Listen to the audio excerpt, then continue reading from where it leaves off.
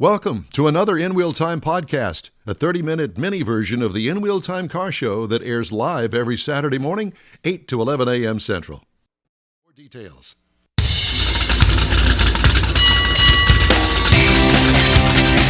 This is the world's favorite place to go for podcasting and live streaming. It's the In Wheel Time Car Talk Show, and just ahead, John Vincent with US News going to join us with the Best Hybrid and Electric Cars Awards. All right.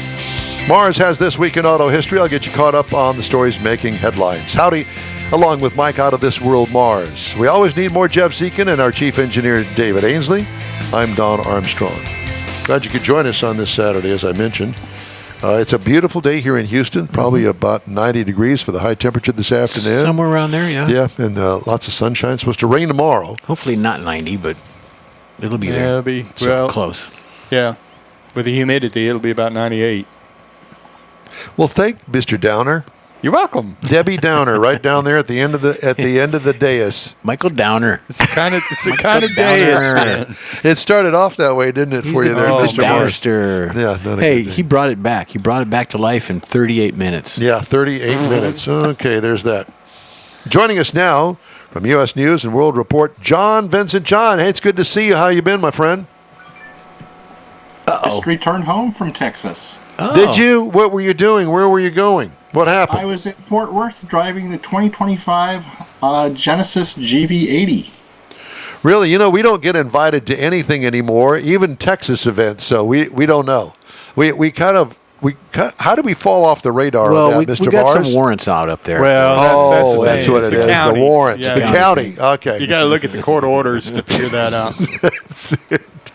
John, I have to tell you, I did a little looking on your website before we talked. And, you know, I kind of like your publication.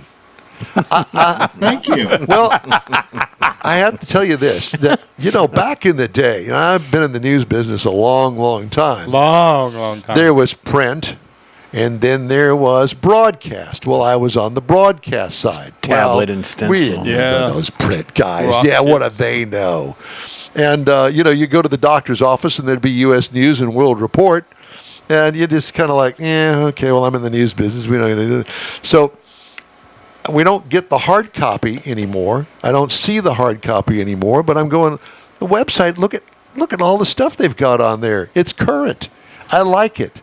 And you must have a huge staff at U.S. News. We have a great staff at U.S. News, and we really, we all work really hard to get that much content out there every day. It was truly a surprise. It was a pleasant surprise. So kudos to you on that. And how long have you been working on this story, the Best Hybrid and Electric Cars Awards? Well, it's one of the annual awards we do. It's all based on research, not on our personal opinions. So I have a big research team, or we have a big research team that crunches the numbers, spends a few months working on all of these awards, and comes out with winners that, we don't just throw darts at a dartboard. We actually look at the hard numbers and come up with a list of really high-quality winners. Anything on there that really surprised you? There's always some things that surprise me. I think when we get to the best luxury electric SUV, it's going to surprise a lot of people. What is it? It is the Volvo XC40 Recharge. What? What? I don't even... Everybody thinks, Tesla sells a whole lot more Model Ys, but our research has shown that, in almost every category where Tesla competes now, there's a better alternative. I thought that Volvo was connected with Polestar. They are. So is Polestar the upper end of Volvo? It is the luxury brand? Luxury electric sibling of Volvo. Got you. I don't even know. I assume that the Volvo uncle dealers down here would carry the Polestar brand. Do they not? I don't even know. Some do, but Polestar's setting up its own network of showrooms. Okay. And all of this, barring the fact that EV sales continue to slide. So let me correct you there. Okay, tell me. The rate of EV sales is growing more slowly than it was. We're going to sell more EVs than we did last year, but that pace of growth is what's slowing and getting all the headlines. The pace of the growth. So, in other words, they wanted to sell as an I want to sell 100, but they're only selling maybe 19. That's the slow Right. growth. Exactly. Gotcha. And because I say that because, as you know, manufacturers are scrambling now to reintroduce, for instance, General Motors, reintroduce hybrids as kind of a go-between between ICE and electric. Yeah, hybrids and plug-in hybrids. Yep. Yeah. So, all right. So with that being said, we'll take it from your cue now, which way you want to go with your story. Okay, let's just go down the list. The best luxury electric car is the one behind me, the 2024 Lucid Air sedan, which is a better Tesla Model S than the Model S. Does that wow. surprise you? The result does not surprise me because I've spent a lot of time in the Lucid, and I love this vehicle. It is fast. It has up to 500 miles range on a single charge. What? Massive cabin. They're just doing a great job, knocking it out of the park. I haven't driven one, but I did get to see one at a good friend of ours, John Gray, has a company called Gulf Coast Auto Shield. He does a lot of high-end stuff with paint and all that, paint protection. And I was blown away by the fit and finish of this car. Yep. For a startup car company, they're doing great.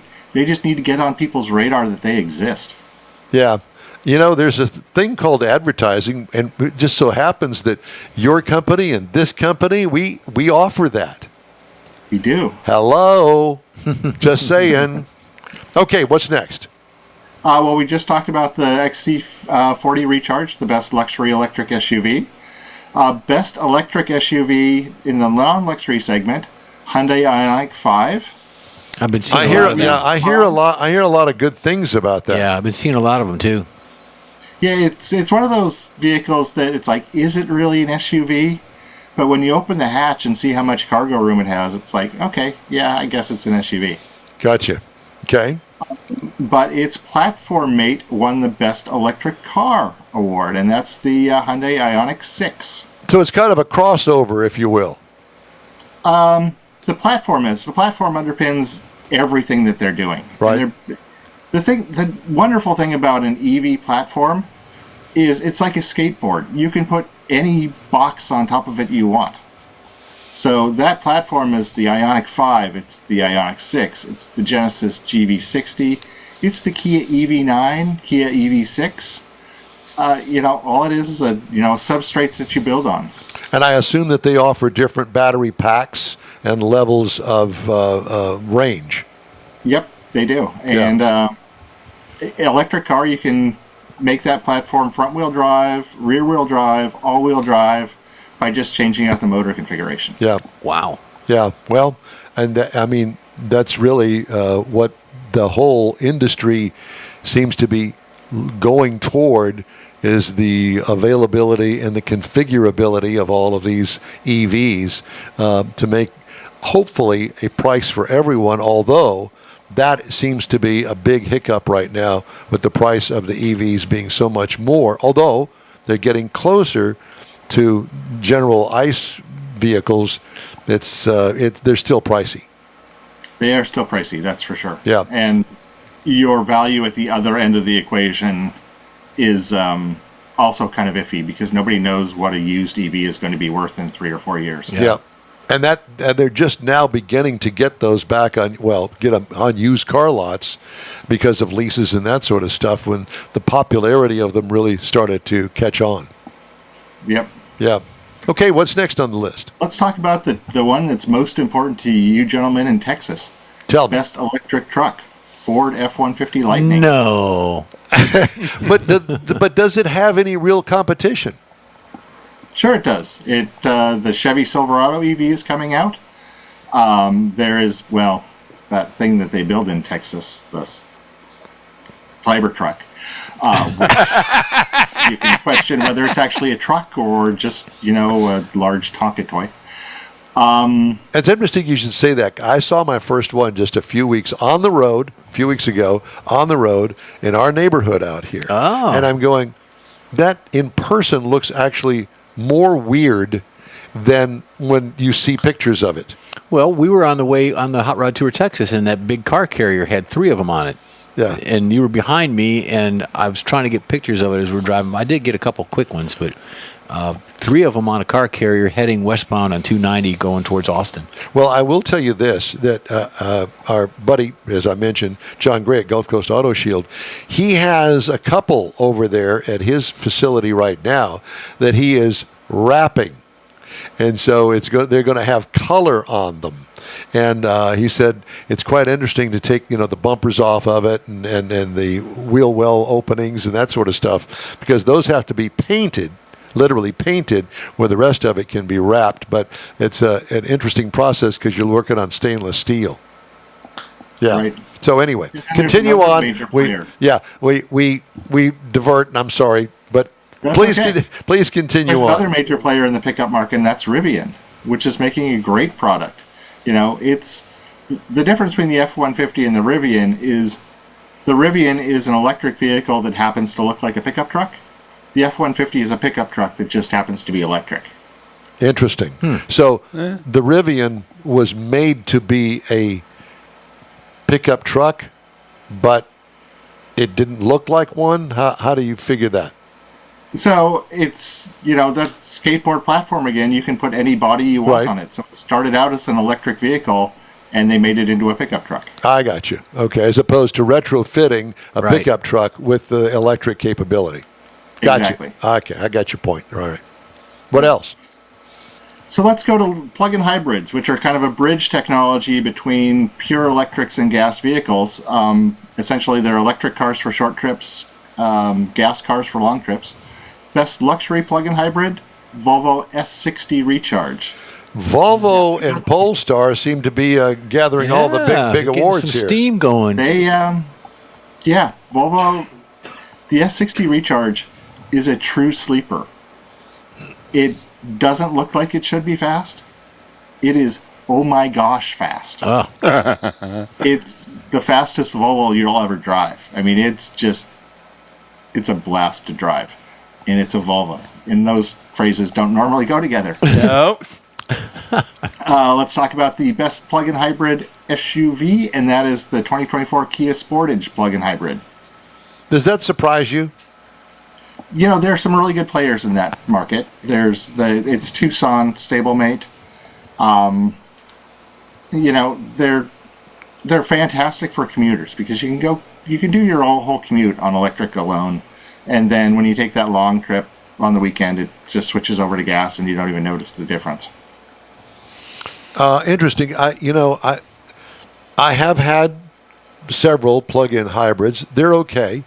And if you're a person that pretty much keeps it in town, and you're church, grocery store, short errands, that sort of stuff, then it works.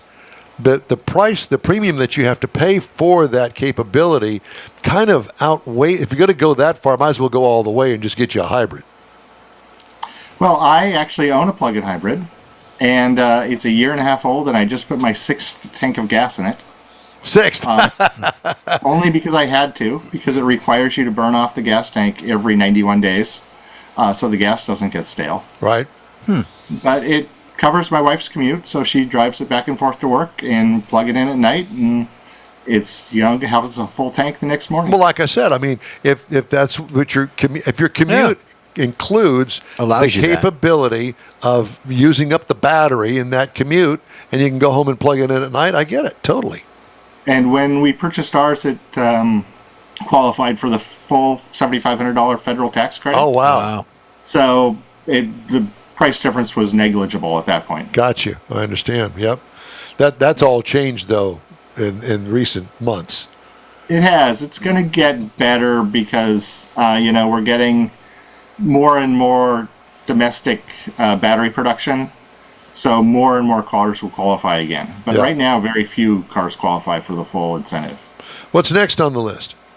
Best hybrid car. Yep. Car that's in the last year of its current product cycle, but still took the award, and that's the 2024 Toyota Camry Hybrid. Oh, I was hoping it was going to be the SUV, the Toyota SUV. Oh, That's my favorite. gotcha. Well, that's yours. Yeah. But it's not everybody else's, and it's not theirs. I know. Well, they need to get up to speed. This is not a story about you, Jeff. This is a story about U.S. News. This is the best hybrid car.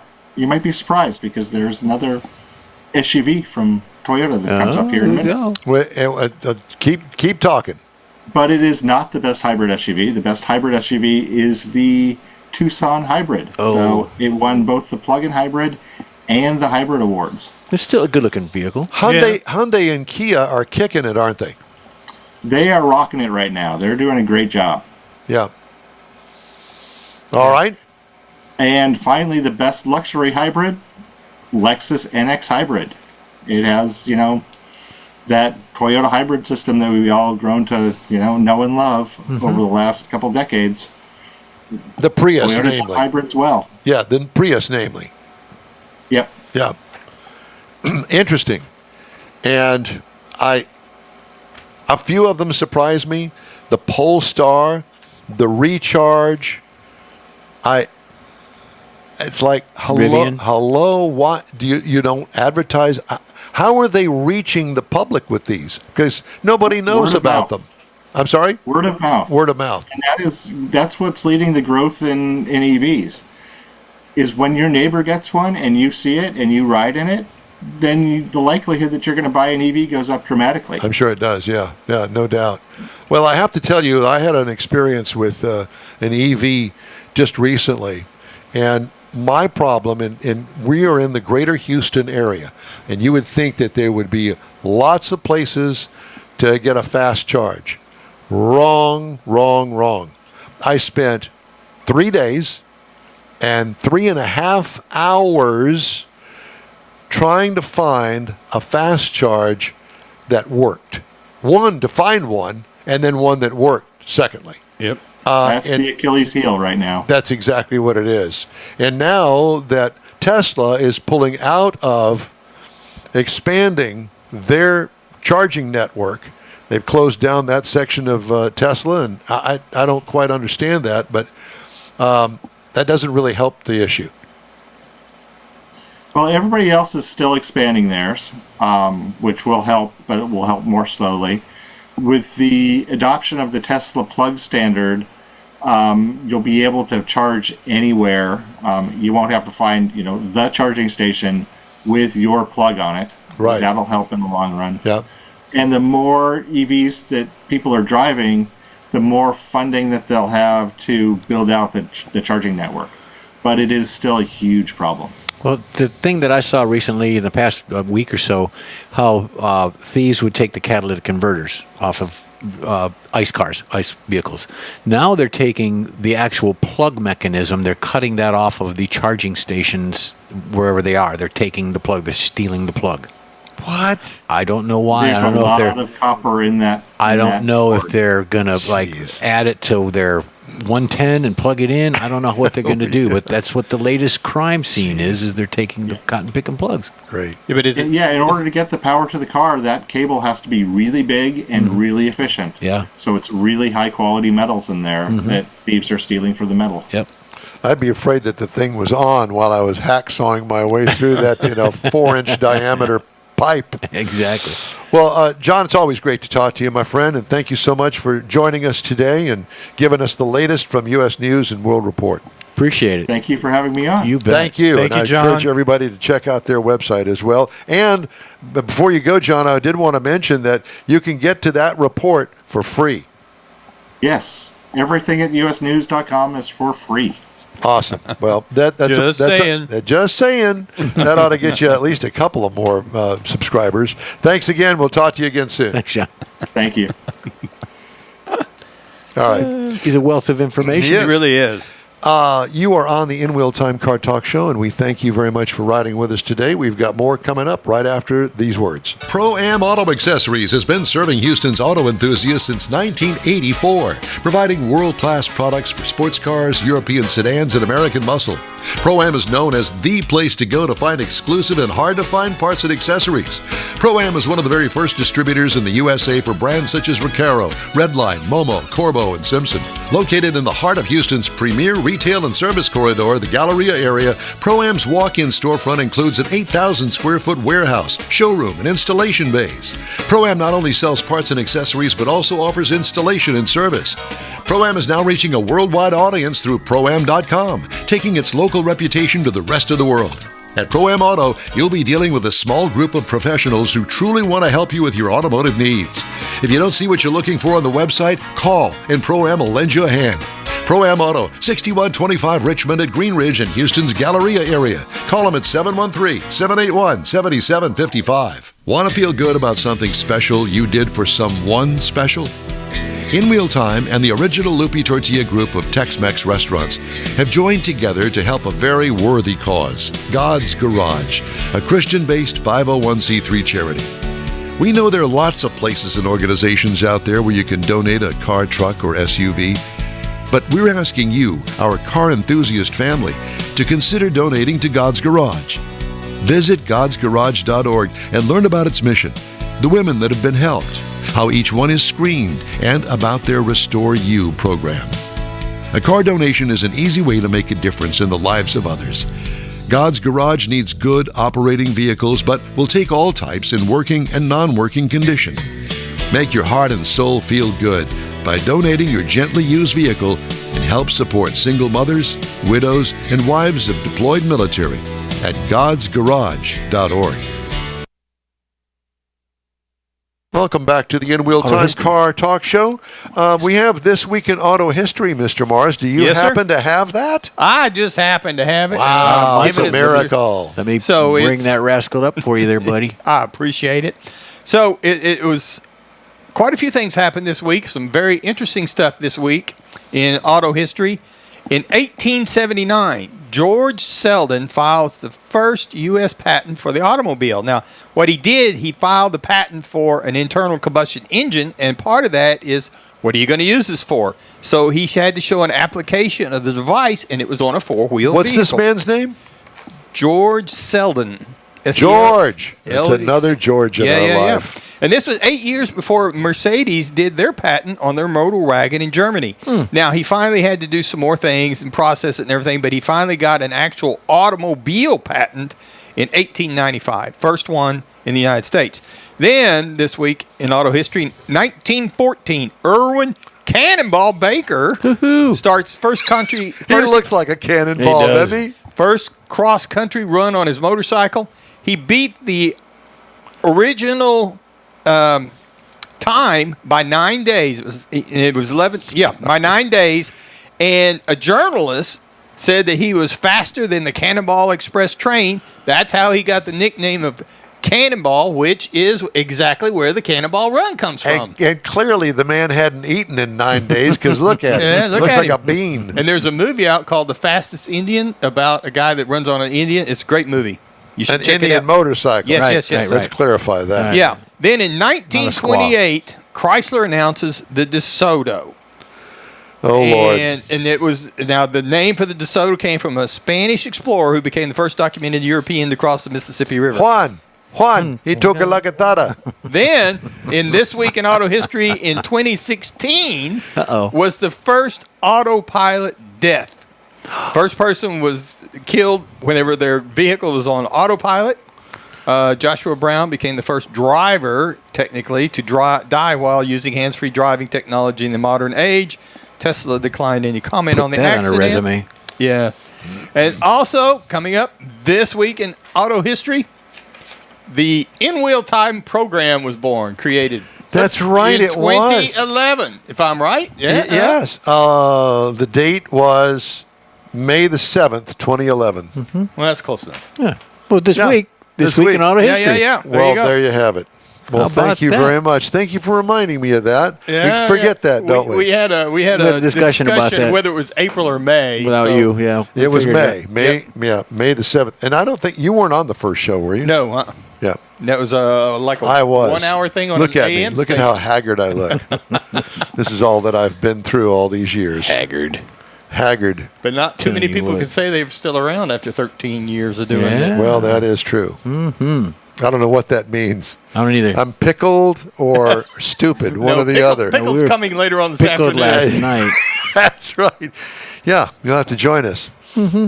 Bowling adventure or something. Yeah. Electric vehicle maker Tesla's launched another round of layoffs, including staff from the software service and engineering departments.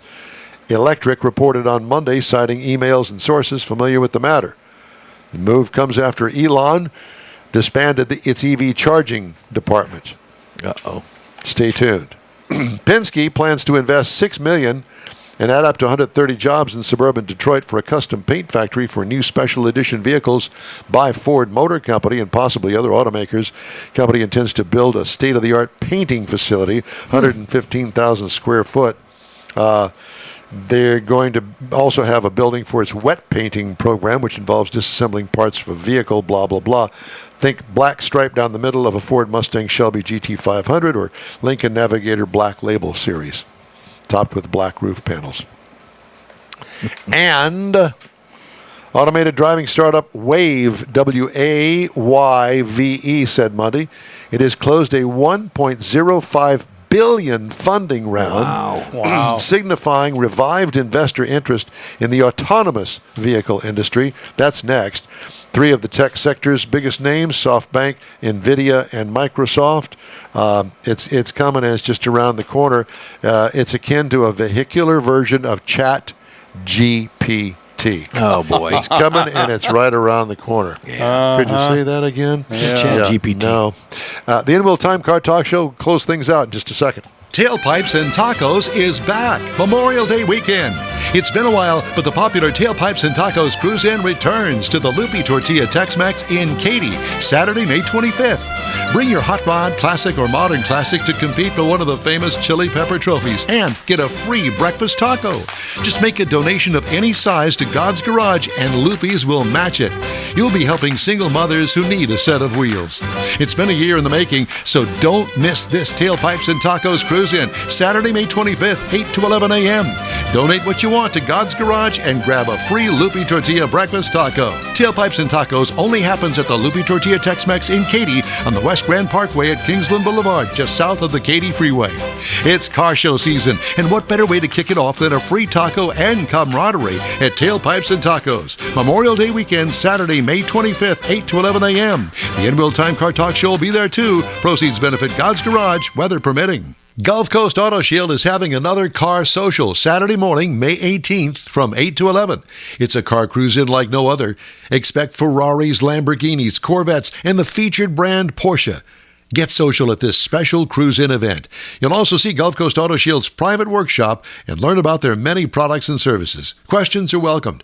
Gulf Coast Auto Shield is easy to get to at 11275 South Sam Houston Tollway near West Airport Boulevard, just south of the Southwest Freeway.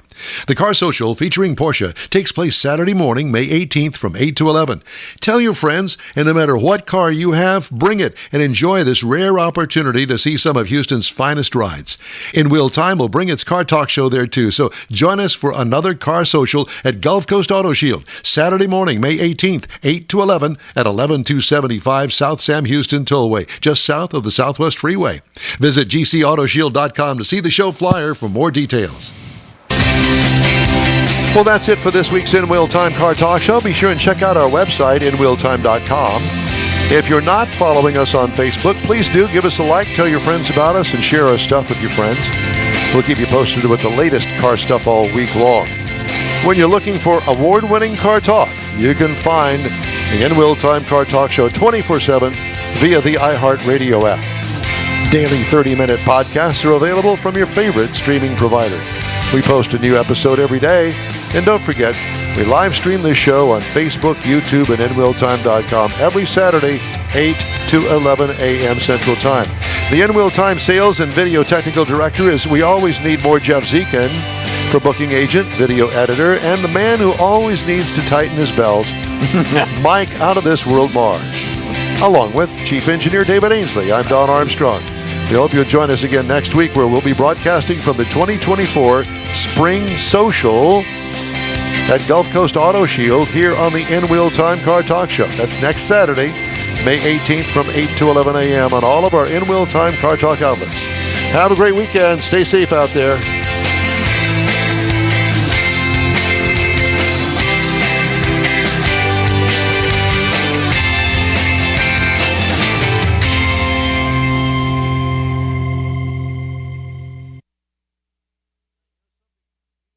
That's it for this podcast episode of the In Wheel Time Car Show. I'm Don Armstrong, inviting you to join us for our live show every Saturday morning, 8 to 11 a.m. Central on Facebook, YouTube, Twitch, and our InWheelTime.com website.